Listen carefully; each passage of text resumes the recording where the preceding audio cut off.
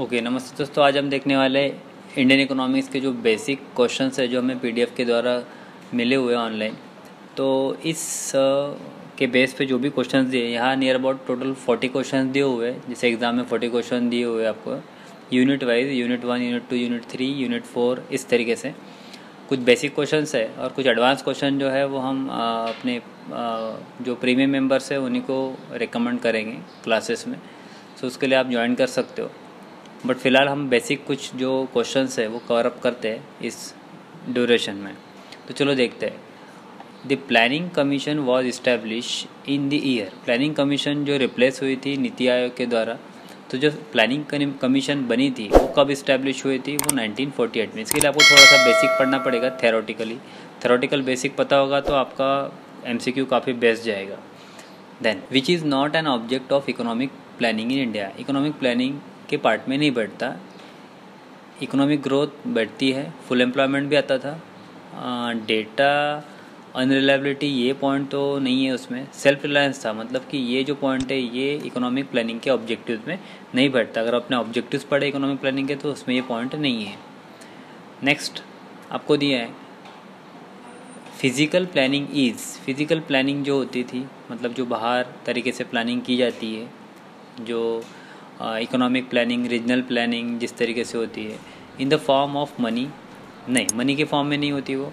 In the form of capital, नहीं physical planning capital के form में भी नहीं होती। In the form of an object, किसी ऑब्जेक्ट के द्वारा किसी ऑब्जेक्ट के लिए की जाती है planning, that is economic planning. और टू एलिमिनेट अनएम्प्लॉयमेंट, नहीं उसके लिए तो नहीं, क्योंकि बहुत सारे ऑब्जेक्टिव्स और भी होते हैं। Who release and 10 year people's plan, किसने 10 ईयर पीपल्स प्लान रिलीज़ किया था, ऐसा क्वेश्चन पूछा गया है। तो रॉय तो शायद से मैंने देखा है, बासु शर्मा ना तो नहीं है, मुझे लगता है इसका आंसर श्री MN रॉय होना चाहिए जहाँ तक, ठीक है। क्योंकि कई ऑथर्स ने डेफिनेशन और कई लोगों ने कुछ चीज़ें पास की है, बट ओरिजिनली 10 ईयर किसने रिलीज़ किया है पीपल्स प्लान में, तो वो शायद से MN रॉय ही होना चाहिए। देन क्या बोला, authoritarian planning is also known as. Authoritarian planning मतलब जो टॉप लेवल पे होती है, एडमिनिस्ट्रेटिव लेवल के जो प्लानिंग्स होती है, वो प्लानिंग के बारे में बोला गया है कि ये स्ट्रक्चर्ड प्लानिंग होती है, नहीं टोटलिटियन प्लानिंग होती है, फिजिकल प्लानिंग नहीं होती, फंक्शनल होती है, मतलब इसका आंसर रहेगा B। कुछ आंसर जो है थ्योरेटिकल बेस पे, थ्योरेटिकल के लिए आपको थ्योरी डिटेल में इन डेप्थ स्टडी करना पड़ेगा। Now how many dimension of the regional development. Regional planning जो होती है उसके कितने डायमेंशंस होते हैं? वैसे तो 2 ही डायमेंशन थे उसके, बट यहाँ आपको क्या दिया है 3, 4 एंड 2 डायमेंशन दिए हुए हैं डेवलपमेंट के। Why the regional planning is essential. Regional planning essential क्यों होती है? ऑप्टिमम यूज ऑफ रिसोर्सेज, सही है, उसके लिए तो होता ही है। रिडक्शन ऑफ डिस्पैरिटीज़, ठीक है, ये भी सही है। और ओवरऑल इंटीग्रेशन, ये भी सही है। मतलब इसका मतलब D पॉइंट यहाँ दिया है ऑल ऑफ द अबव, तो इसका आंसर रहेगा all of the above. Who is the chairperson of NITI Aayog. NITI Aayog का चेयरपर्सन कौन है? प्राइम मिनिस्टर होता है। जैसे फिलहाल तो प्राइम मिनिस्टर नरेंद्र मोदी जो है वो नीति आयोग के चेयरपर्सन है। उसके बाद में नेक्स्ट क्वेश्चन आपको दिया है ना, ऑब्जेक्टिव ऑफ नीति आयोग। नीति आयोग का जो मेन ऑब्जेक्टिव है वो क्या है? ठीक है, हमने पढ़े हैं, याद होगा बेसिक में पूरा ऑब्जेक्टिव्स कब इस्टेब्लिश हुआ, क्या हुआ। काफ़ी प्रैक्टिकल क्वेश्चन है ये वैसे देखा जाए तो, और काफ़ी जनरल नॉलेज में और काफ़ी MCQs में पूछा जाता है, MPSC के एग्ज़ाम में, UPSC के एग्ज़ाम में और जनरल में भी। तो नीति आयोग का क्वेश्चन काफ़ी अच्छे से पढ़ना ताकि आपको फ्यूचर में भी काम आए। नीति आयोग का ऑब्जेक्टिव क्या है? सबसे इम्पोर्टेंट यहाँ पर बोला गया है to provide technical advice to central और स्टेट गवर्नमेंट। ये सबसे बेस्ट है, बट इकोनॉमिक ऐड टू नहीं, पॉपुलेशन ले डाउन नहीं, टू अवॉइड अनएम्प्लॉयमेंट नहीं। इसमें सबसे इम्पोर्टेंट होता है कि स्टेट गवर्नमेंट जो है सेंट्रल गवर्नमेंट को एडवाइस देती है, ठीक है। वो एक थिंक टैंक है, थिंकिंग टैंक जिसको बोलते हैं, जिसमें एक लोअर लेवल वाले टॉप लेवल को एडवाइस देते हैं कि आपने क्या करना है क्या नहीं करना है, in short and simple. Next, what are the objectives of financial planning. Financial planning का ऑब्जेक्टिव क्या है? मैक्सिमम आउटपुट होना चाहिए, सही है। बैलेंस डेवलपमेंट भी होना चाहिए, ये भी सही है। और इकोनॉमिक इक्वलिटी, मतलब वही पुअर होते जा रहे हैं और रिच बनते जा रहे हैं, तो ऐसा नहीं होना चाहिए, इसलिए इकोनॉमिक इक्वलिटी बनानी चाहिए। ये फाइनेंशियल प्लानिंग का मेन मोटिव होता है। मतलब ये सभी तो सही लग रहे हैं, तो इसका मतलब इसका आंसर क्या रहेगा? ABC। यहाँ पे D नहीं होना चाहिए था क्योंकि D में कुछ लिखा नहीं है, तो यहाँ पे ABC ही होना चाहिए था। ऑप्शन में एक ऑप्शन गलत दिया है थोड़ा सा, खैर ऐसे क्वेश्चंस में होते हैं, पिछले पेपर में आपने देखा होगा कई क्वेश्चन के आंसर मिसलीडिंग थे, कई क्वेश्चन के आंसर भी ऑप्शनल क्वेश्चन ही गलत था या ऑप्शन ही गलत थे। सो ऐसी चीज़ें होंगी एग्जाम में, तो उसके लिए हम कुछ नहीं कर सकते, वो एक एक्सेप्शनल पॉइंट होता है पेपर का। Essential element of planning, planning की इसेंशियल एलिमेंट क्या है? स्टैटिस्टिकल इंफॉर्मेशन रिक्वायर्ड लगती है क्या? ये सही है। दी कंट्री सेल्फ सफिशिएंट नहीं, सोशल वेलफेयर नहीं, और सोशल सिक्योरिटी भी नहीं। ठीक है, सबसे बड़ा एलिमेंट कौन सा है इसका? स्टैटिस्टिकल इन्फॉर्मेशन रिक्वायर्ड होती है प्लानिंग के लिए, क्योंकि बिना उससे तो कोई प्लानिंग होती नहीं, इसलिए 5 ईयर प्लान जो रखा जाता है उसी हिसाब से रखा जाता है। नीति आयोग इस्टेब्लिश कब हुआ था? ठीक है, नीति आयोग इस्टेब्लिश कब हुआ था? आपको एक नॉलेज के लिए बता दूँ, आफ्टर कमिंग बीजेपी सरकार तभी ये आया था, मतलब नरेंद्र मोदी आने के बाद ही इन्होंने ये नीति आयोग बनाया था, replacement of planning commission. Planning commission को रिप्लेस करके नीति आयोग बनाया है। ये भी आपने ध्यान में रखना है कि नीति आयोग जो बनाया गया था प्लानिंग कमीशन को रिप्लेस करते हुए बनाया गया था। तो ये कब बनाया गया था? 2014 के बाद, 2014 के बाद, क्योंकि 2014 में बीजेपी की सरकार आई थी, उसके बाद में ये नीति आयोग बैठी। तो ये कब आएगा? 2014 के बाद, यानी 2015। तो ये बात ध्यान में रखना, 2014 नहीं 2015। कई लोग 2014 सिलेक्ट करते हैं इसमें, ठीक है, इसलिए ध्यान में रखिए।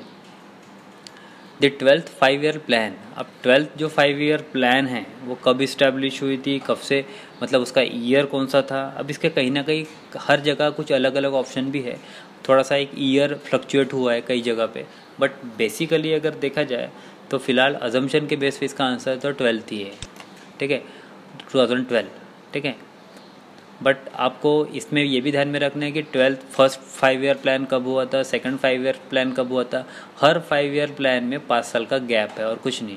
नेक्स्ट जो 5 ईयर प्लान रहेगा वो कब रहेगा? 2012, 2017, 2017, 2022, इस तरीके से। या तो फिर आप रिवर्स भी जा सकते हो, अगर आपको कभी लॉजिकल नहीं पता, उसने 7th पूछा, फर्स्ट पूछा या 5 पूछा, तो आप ये 2012 से तो पीछे जा सकते हो 5-5 साल। Which one of the following is not a feature of Indian economy as the underdeveloped economy? Economy जो है अंडर डेवलप्ड है, इसके फीचर से broad feature of Indian economy जिसको बोलते हैं, जिसमें अपनी कंट्री जो है बैकवर्ड दिखाई गई है। बैकवर्ड होने के रीज़न क्या है, फीचर क्या है, बट उसमें से ये फीचर नहीं है। कौन सा फीचर नहीं है? Inequalities in income and wealth distribution, ये सही है, ये फीचर है इंडियन इकोनॉमी का, यहाँ पे इक्वलिटी नहीं है।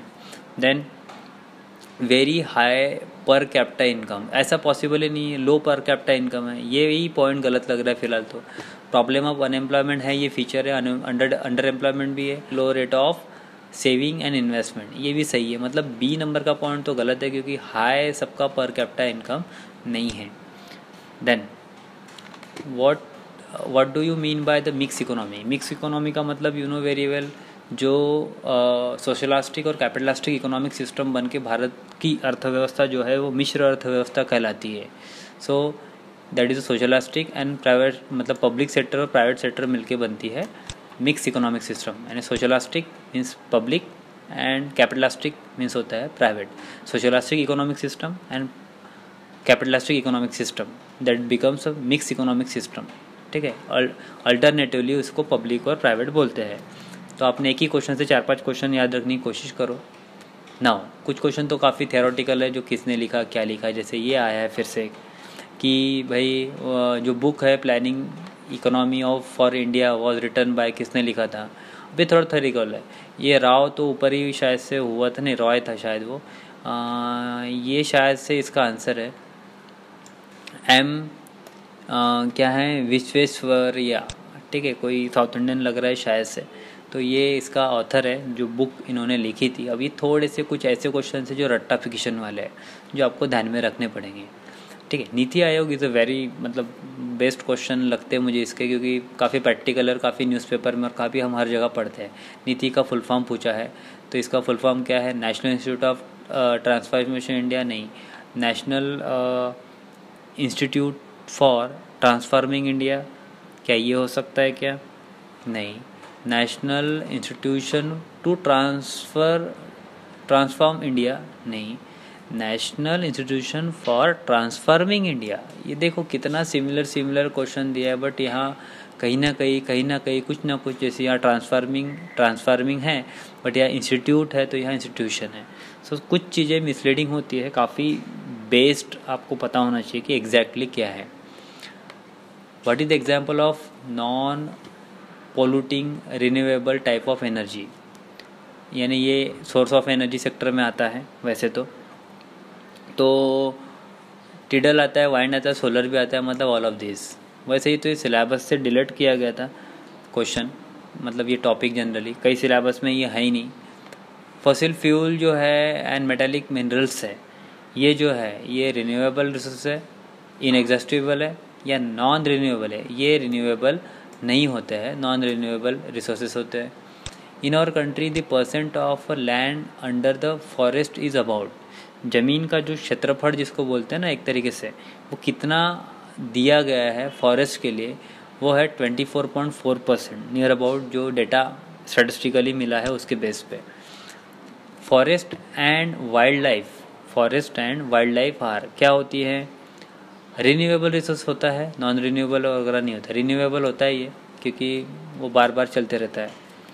Then which of the following produce maximum crude petroleum in India at present, मतलब एट प्रेजेंट अगर देखा जाए तो सबसे ज़्यादा जो क्रूड है, ऑयल जो है, वो कहाँ और कहाँ से मतलब क्या जनरेट करता है?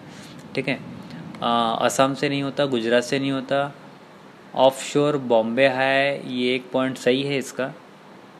और क्या है, कैस्ट्रॉल तमिलनाडु, नहीं, ये बॉम्बे हाई जो है ये एक पेट्रोलियम बोल सकते हैं जो मैक्सिमम प्रोडक्शन क्रूड पेट्रोलियम का करता है इन इंडिया में। देन थोड़ा जीके जनरल नॉलेज वाला क्वेश्चन लग रहा है ये। The wide of broad gauge track in Indian railway is, क्या है? सबसे बड़ी जो ट्रैकिंग लाइन है इंडियन रेलवे के हिसाब से, सबसे बड़ा मैनेजमेंट अगर देखा जाए तो उसके हिसाब से ये 1676 mm वाली लाइन का ब्रॉड गेज जो है वो ये है ट्रैक, ब्रॉड गेज ट्रैक जिसको बोला गया सबसे बड़ी 1676। ध्यान में रखना 1676 ऐसे ध्यान में रहता है। E the prominent power generation technology, prominent power technology कौन सी है? वाइंड वाली, जो काफ़ी प्रोमिनेंट होती है। Then what are the reason for the population growth, population growth की जो सबसे बड़ी रीज़न है, इलिटरेसी भी है, इग्नोरेंस भी है, पॉवर्टी भी है एंड सोशल प्रैक्टिस भी है। तो इसका आंसर क्या रहेगा आपका? D. Next 26 demography means what, क्या होगा यहाँ पे? स्टडी ऑफ अर्थ नहीं, स्टडी ऑफ पॉपुलेशन होता है, स्टडी ऑफ मोरालिटी नहीं होता, स्टडी ऑफ डायरेक्शन भी नहीं होता। तो इसका आंसर रहेगा स्टडी ऑफ पॉपुलेशन मीन्स होता है डेमोग्राफी। नेक्स्ट पॉपुलेशन डेंसिटी, मतलब पॉपुलेशन की डेंसिटी निकालने का कंसेप्ट होता है, ठीक है। The rate of growth of population नहीं, the rate of death rate जो दिया है पॉपुलेशन का नहीं, the rate of birth rate of population भी नहीं, द साइज़ होता है पॉपुलेशन का। सबसे इम्पोर्टेंट डेंसिटी निकालने का मतलब समझ लो कि 1000 स्क्वायर या 1000 किलोमीटर में कितने पॉपुलेशन, कितने लोग रहते हैं पर स्क्वायर मीटर, पर स्क्वायर फीट, वो निकालना मतलब होता है डेंसिटी निकालना एक तरीके से। लैंड रिफॉर्म में क्या क्या आता है? ठीक है, लैंड रिफॉर्म में क्या आता है? न्यू आइडिया इरिगेशन, सही है। फर्टिलाइजिंग होता है लैंड को, न्यू सीड्स डालना मतलब भी लैंड रिफॉर्म होता है, मतलब ऑल ऑफ दी अबव बोल सकते हैं। ठीक, ये कुछ क्वेश्चन जो है ना ये आउट ऑफ सिलेबस के भी है कुछ, क्योंकि ये सिलेबस से हटाए गए हैं। करंट सिलेबस में ये सब चीज़ें नहीं हैं, ये थोड़ा ध्यान में रखना है। कुछ क्वेश्चन आपको आउट ऑफ सिलेबस भी आते हैं, बट थोड़ा सा ऊपर से पढ़ के रखो तो अच्छा है। What does the census providers, census हमें जनगणना जो है क्या प्रोवाइड करता है? इन्फॉर्मेशन रिगार्डिंग पॉपुलेशन, रिसोर्सेज की नहीं, एग्रीकल्चर की नहीं, क्रॉप की नहीं। सिंपल सी बात है, जनगणना जो है पॉपुलेशन की होती है। देन 30 नंबर में क्या बोला है? वेन एंड जवाहर रोजगार योजना लॉन्च। अभी ये पॉपुलेशन अनएम्प्लॉयमेंट के जो पॉलिसी है गवर्नमेंट की, उस पॉलिसी में बैठता है कि जवाहर रोजगार योजना जो है ये उन्होंने लॉन्च की थी। कब लॉन्च की थी? 85, 87, 89 में ये लॉन्च हुई थी। ये आपको डेट ध्यान में रखना है। ये कुछ ऐसे क्वेश्चन हैं जो आपको रट्टू टाइप के क्वेश्चन है, इसके लिए कुछ नहीं कर सकते। दीनदयाल उपाध्याय ग्रामीण कौशल योजना जो है ये कब स्टार्ट हुई थी? ये स्टार्ट हुई थी आपकी जो है 2014 में, बराबर, दीनदयाल की। विच of the following is not a direct tax? Direct tax, indirect tax के पर अगर आपको पता होगा कि डायरेक्ट टैक्स नहीं है, पर्सनल टैक्स ये डायरेक्ट है, सर्विस टैक्स ये डायरेक्ट नहीं इनडायरेक्ट टैक्स है, you know very well, GST goods and service tax, तो ये ऑप्शन है। वेल्थ और ये कॉर्पोरेट इनकम टैक्स तो सब डायरेक्ट टैक्स है। What is the full form of GST? अब देखो यहाँ पे जीएसटी का कोई रोल कॉल नहीं है, जीएसटी का कोई सिलेबस में आपको टॉपिक नहीं दिया है, कंटेंट नहीं दिया है, बट एक क्वेश्चन एग्जामिनेशन के हिसाब से पेपर लिया गया था तो उसमें ये पूछा गया था, ठीक है। तो what is the full form of GST? यानी goods and service tax common है। Causes of increase in public expenditure, ये सिलेबस से रिलेटेड है। पब्लिक एक्सपेंडिचर जो है वो क्यों होता है? इंक्रीज इन पॉपुलेशन, सही बात है। सब्सिडीज देने से तो गवर्नमेंट जितनी ज़्यादा सब्सिडी देंगी उतना ही एक्सपेंडिचर बढ़ेगा। इन्फ्लेशन बढ़ने से भी होता है, मतलब ऑल ऑफ द अबव इसका आंसर रहेगा।